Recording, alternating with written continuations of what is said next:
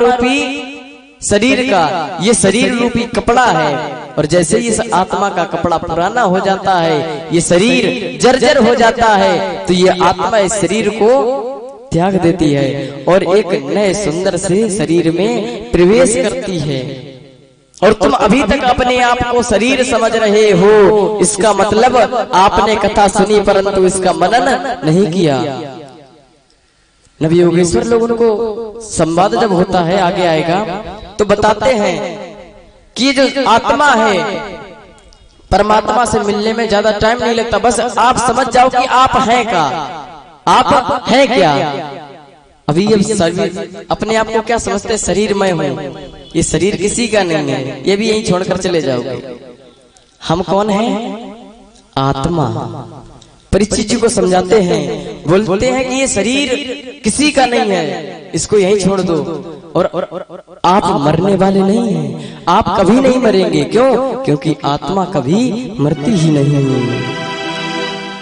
इधर यदुवंशियों का साप जो लगता है उसके बारे में परीक्षित जी बोलते हैं कि इस धराधाम से भगवान क्यों चले गए, कैसे गए? बोले भगवान ने इस शरीर धराधाम का भार उतारने के लिए आए थे। जब उन्होंने देखा इस धराधाम पर बहुत ही अधिक भार है, अनेकों राजाओं को मारा, और राजाओं को मारने के बाद में देखा कि अभी तो भार आधा भी कम नहीं हुआ। दृष्टि गई अपने परिवार पर, अपने वंश पर। बोले सबसे ज्यादा भार हमारे ही वंश का है। अब उन्होंने कहा कि कुछ ऐसा किया जाए जिससे कि ये भार कम हो जाए। ये भार कैसे कम किया जाए? भगवान ने कहा क्यों ना आपस में ही एक दूसरे को लड़ा दो। उन्होंने एक युक्ति अजमाई। आपने जंगल में देखा होगा आग अपने आप लग जाती है। दावानल बांस जो होते हैं लचीले होते हैं, और जिधर को हवा आती है तो ऐसे रगड़ते हैं जब आपस में, तो उससे ही अग्नि प्रकट होती है, और अग्नि प्रकट होने के बाद में वो आपस में भस्म हो जाते हैं। तो भगवान ने यही युक्ति अजमाई, क्यों ना इनको आपस में ही मार दिया जाए।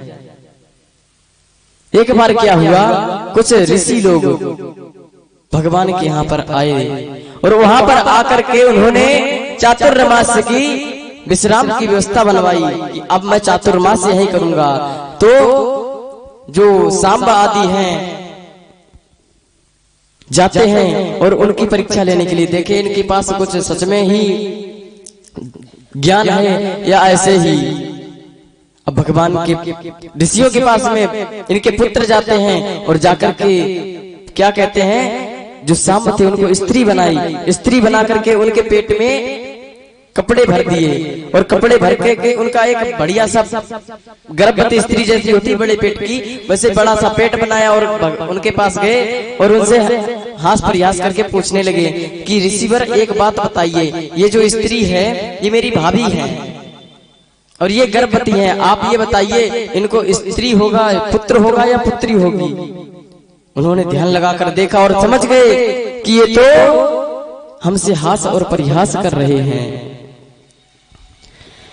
हास परिहास करते समय उनको क्रोध आ गया, और उन्होंने कहा ना तो इसमें पुत्री होगी ना ही इसमें पुत्र होगा।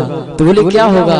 बोले इसमें मूसल होगा, और उस मूसल से तेरा वंश नष्ट हो जाएगा। भगवान की जो तरंगे हैं, नेटवर्क हैं, दूर से ही पकड़ जाते हैं। भगवान का इशारा हुआ, इधर भगवान का संकल्प पूर्ण हुआ। इधर इनको सांप जब लग गया तो आगे चल करके जो अब दोनों घबरा गए, जो लोग गए थे घबरा गए। जब घबरा गए तो लौट करके आए, अब बोले अब क्या कहूंगा घर के? बोले इस मूसल से तो हमारा वंश नष्ट हो जाएगा।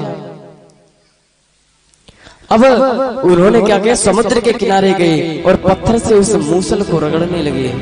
जब मूसल को रगड़ने लगे तो लोहे का मूसल घिसते घिसते घिसते घिसते पूरा घिस डाला। छोटी सी कील बची, उसको भी समुद्र में फेंक दिया।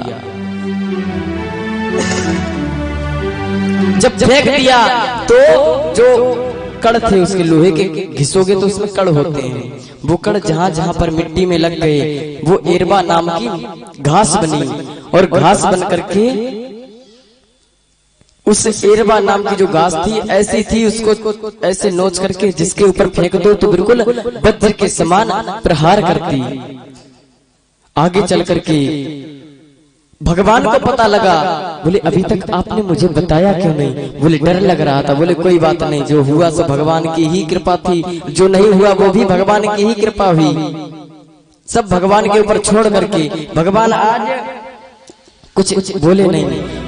एक दिन क्या हुआ, बारुणी नाम की मधुरा पी करके आपस में यदुवंशी लोग लड़ने लगे। बोले सबसे श्रेष्ठ मैं हूँ, कोई कहता सबसे श्रेष्ठ मैं हूँ। आपस में जब लड़ने लगे तो लड़ते लड़ते लड़ते लड़ते इतना भयंकर युद्ध चालू हो गया कि क्या कहना। और जो घास थी उस घास को नोच नोच करके एक दूसरे के ऊपर फेंकने लगे और वो घास वज्र के समान प्रहार करने लगी और यदुवंशी लोग आपस में ही मरने लगे।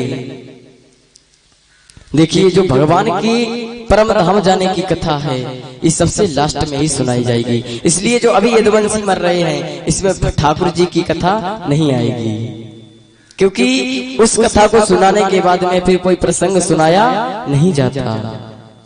इधर आपस में यदुवंशी लोग लड़ रहे हैं। जो चातुर्मास में आए थे, अब पता चला ये तो भगवान के वंशज हैं, तो उनको भी अब खेद हुआ कि अब क्या किया जाए।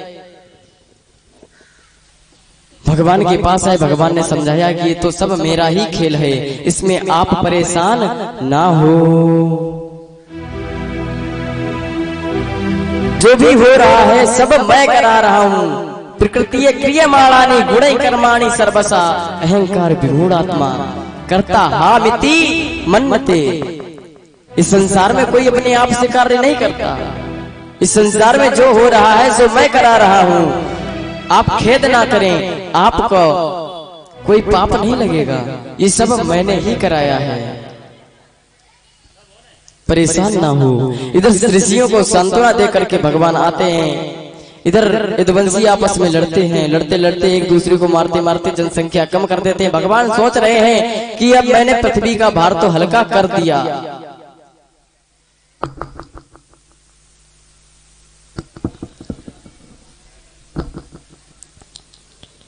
मैंने पृथ्वी का भार तो हल्का कर दिया, अब क्या किया जाए।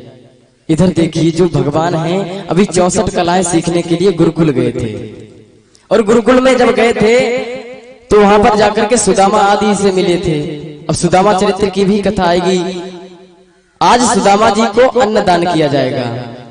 सुदामा की जो देखिए इस संसार में जो सुदामा थे उनकी पत्नी जो है उनके पास क्या था।